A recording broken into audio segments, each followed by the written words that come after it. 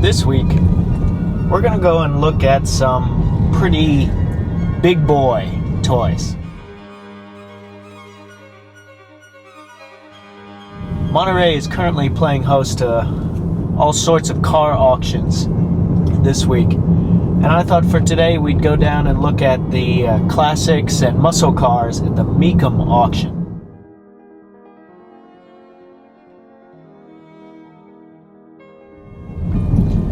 But first, we need to clean up the vault. I'm not going to sell it or anything, but you can't go to a car show in a dirty car. Now, I know it's best to do your washing yourself, but when you're pressed for time, I've taken to using the services of the boys at El Estero Car Wash. They're not expensive, and it's a hand cloth only operation. The auctions were all over town, but the classics were being shown at the Hyatt. I could tell I was getting close when I saw these two. The event was actually on the golf course behind the hotel. I do hope, for the sake of the groundskeepers, that this was the unused part of the course, because all of this traffic couldn't have been good for the grass. There definitely is a type at these sort of events. Basically, the midlife white guys.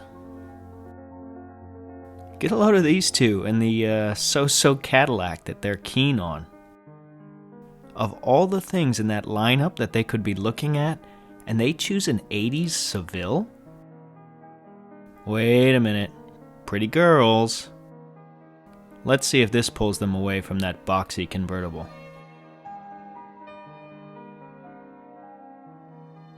Oh, there you go. Works every time. The auction itself is run in a very organized manner. But, as with any auction, it's sometimes hard to understand what the going price is.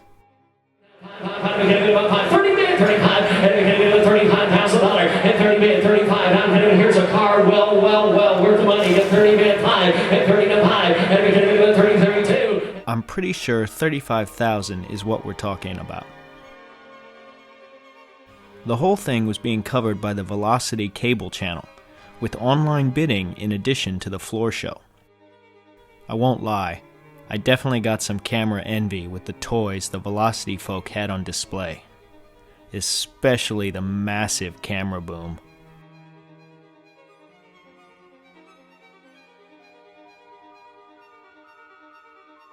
It also seems like if you're a high enough roller, you can bring your dog too. The auction itself is pretty simple. The car for sale comes into the bidding arena from the golf course. Then they put it on display in front of all the bidders and the TV cameras.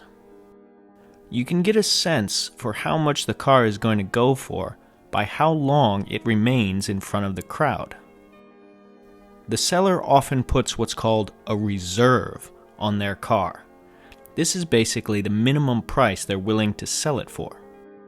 A lot of times, you'll hear the auctioneer yell, "The reserve is off." This means that there is no longer a minimum price, and they do this to hopefully encourage competitive bidding.